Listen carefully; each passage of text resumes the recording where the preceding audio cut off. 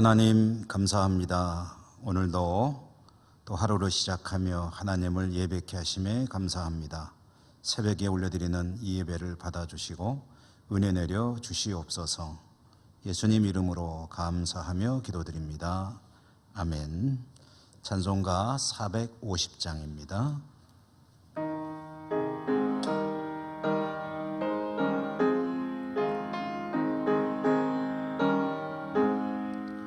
내 평생 소원이 같은 주의 일하다가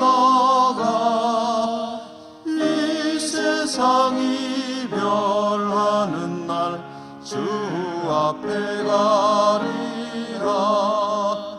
꿈같이 헛된 세상 일 취할 것 무엇냐. 이 수고함만 하여도 헛된 것뿐일세.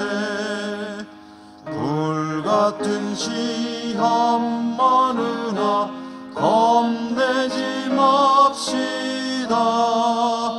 구주의 권능 크시니 이기고 남겠네. 금보다 귀한 믿음은 참복에 되도다. 이 진리 믿는 사람들 다 복을 받겠네. 살같이 빠른 광음을 주 위에 아끼세. 온 몸과 마음을 바치고 힘써서 일하세. 아멘.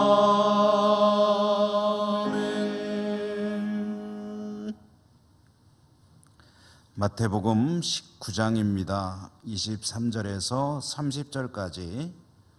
마태복음 19장 23절에서 30절까지 한 절씩 교독하며 읽겠습니다.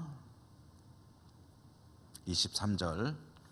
예수께서 제자들에게 이르시되 내가 진실로 너희에게 이르노니 부자는 천국에 들어가기가 어려우니라. 다시 너희에게 말하노니 낙타가 바늘기로 들어가는 것이 부자가 하나님의 나라에 들어가는 것보다 쉬우니라 하시니, 제자들이 듣고 몹시 놀라 이르되 그렇다면 누가 구원을 얻을 수 있으리까? 예수께서 그들을 보시며 이르시되 사람으로는 할 수 없으나 하나님으로서는 다 하실 수 있느니라. 이에 베드로가 대답하여 이르되 보소서, 우리가 모든 것을 버리고 주를 따라 싸운데 그런즉 우리가 무엇을 얻으리까? 예수께서 이르시되 내가 진실로 너에게 이르노니 세상이 새롭게 되어 인자가 자기 영광의 보좌에 앉을 때에 나를 따르는 너희도 12 보좌에 앉아 이스라엘 12지파를 심판하리라. 또 내 이름을 위하여 집이나 형제나 자매나 부모나 자식이나 전토를 벌인 자마다 여러 배를 받고 또 영생을 상속하리라. 그러나 먼저 된 자로서 나중되고 나중된 자로서 먼저 될 자가 많으니라. 아멘. 오늘 새벽에 본문 말씀 나중된 자와 먼저 된 자라는 제목으로 잠시 말씀을 나누고 기도하도록 하겠습니다. 오늘 말씀의 주제는 하나님 나라에 들어가는 이야기입니다. 한 부자 청년이 있는데 그가 하나님 나라에 대한 소망을 가지고 주님을 찾아와서 질문을 했죠. 주님께서 하신 말씀은 소유를 다 팔아서 가난한 자에게 주고 너는 나를 따르라 라고 하셨는데, 이 부자 청년은 그 말씀에 순종할 수가 없었습니다. 왜냐하면 그는 가진 것이 많아서 그것을 포기할 수 없었기 때문입니다. 그때 주님께서 하시는 말씀이죠. 부자가 천국에 들어가는 것이 어렵다. 어느 정도로 어렵느냐 하면은 차라리 낙타가 바늘귀에 들어가는 것이 더 쉽다. 비교했죠. 낙타가 바늘귀로 들어가는 것이 부자가 천국에 들어가는 것보다 쉽다. 뒤집어 이야기하면 부자가 천국에 들어가는 것은 낙타가 바늘귀로 들어가는 것보다 더 어려운 일이다 라고 말씀을 했는데, 이 말씀이 도대체 무슨 뜻일까? 낙타가 바늘귀로 들어간다는 것이 무슨 뜻일까? 이게 이 속에 들어있는 의미가 뭘까를 사람들은 궁금해하고 밝혀보려고 많은 노력을 기울였습니다. 그래서 이런저런 여러 가지 해석이 나왔는데, 이 말씀은 그냥 그대로 들으면 됩니다.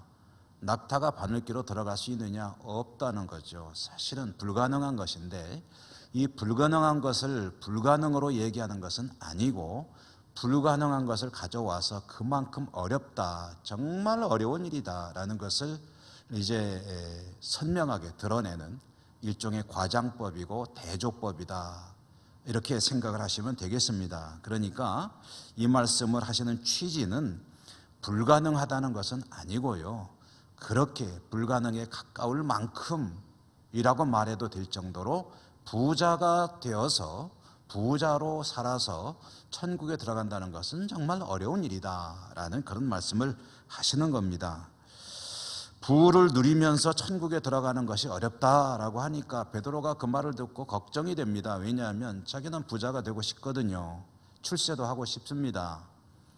그래서 하던 일을 다 이제 내려놓고 주님을 따라왔고, 주님께서 이스라엘의 왕이 되시면 자신은 부와 명성을 얻고 영화롭게 살 것이다라고 생각을 했는데, 이렇게 말을 주님께서 말씀을 하시니까 걱정이 되죠. 그래서 이제 질문을 합니다. 우리는 모든 것을 버리고 주님을 따랐습니다. 그런 우리에게는 어떤 보상이 있게 됩니까? 라고 질문을 한 거죠. 그러자 주님께서 하시는 대답은 하나님 나라에서 나와 함께 다스리리라, 그리고 영생을 얻게 되리라. 나의 이름을 위하여, 나를 위하여 자기 모든 것을 뒤로 던져버리고 나를 따르는 이들에게는 영생이 주어진다. 영생을 얻지 못할 자가 없을 것이다 라고 말씀을 하셨습니다. 그러므로 주님께서 하시는 말씀의 핵심이 무엇입니까? 하나님 나라에 들어가는 일입니다. 하나님 나라에 들어가기 위해서는 모든 것을 뒤로 하고 오직 주님, 그리고 주님의 나라를 최우선순위로 하면서 주님의 뒤를 따르는 삶이어야 한다. 그런데 좀 전에 한 사례가 있지 않습니까? 부자 청년, 그는 자기가 가진 부를 절대로 포기할 수가 없다. 그러므로 하나님 나라에 들어가는 것까지 포기하고 그 부를 추구하지 않았느냐. 이 부자가 그래서 하나님 나라 들어간다는 것은 그와 같이 어려운 일이다 라는 말씀을 하신 것이죠. 자, 이렇게 해서 주님께서 말씀하실 때 나를 인하여, 내 이름을 인하여 부모나 형제나 자식이나 전토나 그 모든 것을 버린 자들은 하나님 나라를 들어갈 것이며 영생을 받지 못할 자가 없을 것이다 라고 말씀하셨는데, 이것은 이제 버렸다라고 할 때 버린다는 말은 이제 유대인들의 언어로 이해를 해야 됩니다. 이것은 우리가 다 쓸데없는 것을 여긴다, 내 팽개친다 하는 그런 의미가 아니고 우선순위에서 뒤로 밀린다는 뜻입니다. 그러니까 그거보다 더 중요한 것을 앞에다 두는 것을 이제 유대인들은 버린다라고 말을 하거든요. 그러니까 부모나 형제나 자식이나 전토나 이런 우리 삶의 소중한 그 모든 것들이 정말 귀한 것이지만, 그러나 하나님의 나라로 들어가는 일에 우선할 수는 없다. 그러므로 하나님 나라에 들어가는 것을 최우선으로 여기고, 그것은 곧 주님을 바르게 믿는 것이죠. 제자의 길을 걷는 것이죠. 그와 같은 것을 귀하게 여겨서 그 모든 것들은 일단 뒤로 미루는 사람들은 영생을 더 소유하지 못하는 자가 없을 것이다. 뒤집어 이야기하면 그렇게 하지 못하면 영생을 얻지 못한다 라는 말씀을 하신 것이죠. 그런데 베드로나 이제 이 제자들은 주님을 따르기 위해서 일단은 다른 것들을 다 내려놓고 찾아왔으니 앞으로 제자로서의 삶을 바르게 살아간다면 영생을 얻지 못할 자가 없으리라 라고 이제 말씀을 해 주셨는데, 자, 오늘 우리가 함께 생각해 볼 중심 주제는 그 마지막에 하신 말씀입니다. 뭡니까? 먼저 된 자로서 나중되고 나중된 자로서 먼저 된다라고 말씀을 하셨죠. 이것은 무슨 소리입니까? 제자들 들으라고 하시는 말씀이죠. 먼저 된 자가 나중된다. 나중된 자가 먼저 된다. 먼저 출발했어도 나중에 출발한 사람에게 추월을 당할 수 있다. 먼저 출발했다고 무조건 아주 우수한 성적으로 입상하느냐? 그렇지 않다. 중간에 순위는 얼마든지 바뀔 수 있는 것이다. 먼저 출발했지만 나중에는 못 돌아올 수도 있다. 주님을 따르는 이들의 서열을 매긴다면 제자들은 가장 앞서 출발하는 그런 순번이 될 것입니다. 그러나 먼저 출발했다고 해서 나중에 꼬린 지점에서 꼬린도 먼저 할 것이냐 하면 그것은 아니라는 거예요.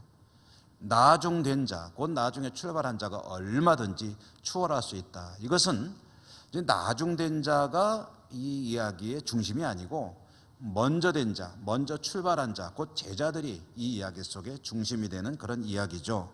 너희가 먼저 출발해서 나를 위해서 모든 것을 다 버리고 나를 따라왔다 할지라도 중간의 모든 과정, 결국 꼬리 지점까지 가서도 과연 앞서 있을까라는 의문을 제기하는 그런 말씀이 아닐 수가 없습니다. 처음에는 앞서갈 수 있겠으나 여차하면 언제든지 뒤집어질 수 있는 것이다.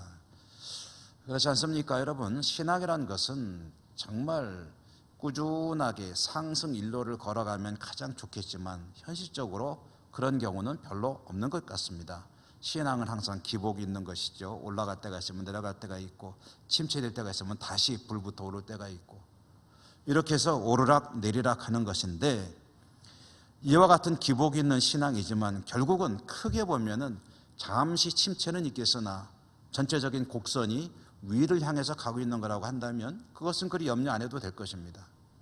그러나 침체가 있으면서 그것이 계속해서 하강 곡선을 대세가 하강 곡선을 향해서 가고 있는 것이라고 한다면 그것은 대단히 우려스러운 일이라는 것이죠.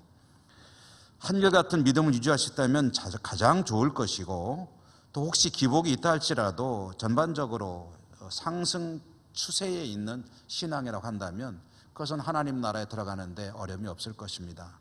먼저 된 자로서 나중되는 경우도 별로 없을 것입니다. 그러나 신앙을 가지기는 일찍 가졌으되 중간에 침체와 침체를 거듭하면서 신앙이 퇴보하고 있다고 한다면 먼저 되었으나 나중된 자로서 자칫하면 꼬린조차 하지 못할 우려도 얼마든지 할 수 있는 것이다. 특히 목회를 하면서 보면은 직분을 받은 분들이 이 말씀을 깊이 새겨들어야 합니다. 목사의 입장에서 본다면 전도사였다가 목사가 되니까 뭔가 좀 목에 힘이 들어가고 어깨에 힘이 들어가고 그러는 경우들이 없지 않아 있습니다.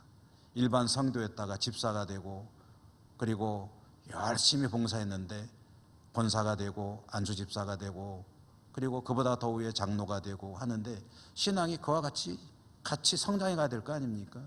근데 직분은 높아져 가는데 신앙이 평행선을 긋거나 만약에 퇴보하고 있다고 한다면 먼저 된 자였는지 모르겠으나 나중된 자로 전락할 수도 있다. 처음이 먼저 했다고 계속해서 먼저일 수는 없는 것이다 라는 말씀이죠.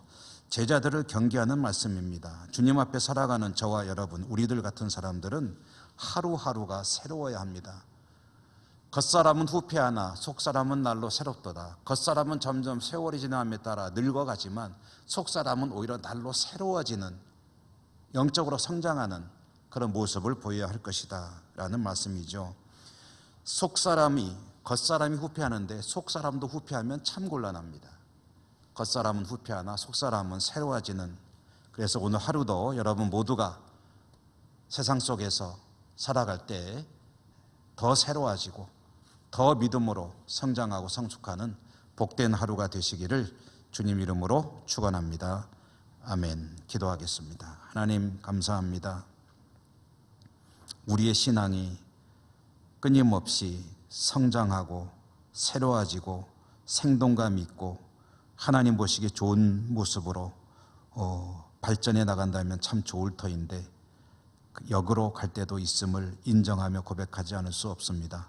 불쌍히 여겨주시고 성령 충만하여 주시고 성령님의 음성에 날로 순종하며 새로워지며 진보하며 발전하는 복된 삶이 되게 하시고 오늘 하루도 그렇게 살아갈 수 있도록 인도하시고 축복해 주옵소서. 예수님 이름으로 감사하고 기도 올리옵나이다. 아멘. 하늘에 계신 우리 아버지 이름을 거룩하게 하시며 아버지의 나라가 오게 하시며 아버지의 뜻이 하늘에서와 같이 땅에서도 이루어지게 하소서. 오늘 우리에게 일용할 양식을 주시고 우리가 우리에게 잘못한 사람을 용서하여 준 것 같이 우리 죄를 용서하여 주시고 우리를 시험에 빠지지 않게 하시고 악에서 구하소서. 나라와 권능과 영광이 영원히 아버지의 것입니다. 아멘. 여러분 기도하실 때 계속해서 기도합시다. 코로나 위해서 기도하시는데요. 이제 확산세가 꺾이도록 기도하시고 백신 접종 순조롭게 잘 되게 하시고 그래서 속히 우리 이 나라의 집단 면역이 이루어지고 일상생활이 전과 다름없는 그런 회복이 있을 수 있도록 기도하시고 세계 곳곳에 또 선교 현장을 위해서 기도하시고 우리 예천 땅 위해서 기도하시고 어려움 당하는 이들을 위해서 기도하시고 또 교회 회복을 위해서 기도하시고 이 모든 일들을 위해서 기도해 주신 뒤에 여러분의 기도도 하시고 하나님 앞으로 나가시기 바랍니다. 다 같이 기도하십시다.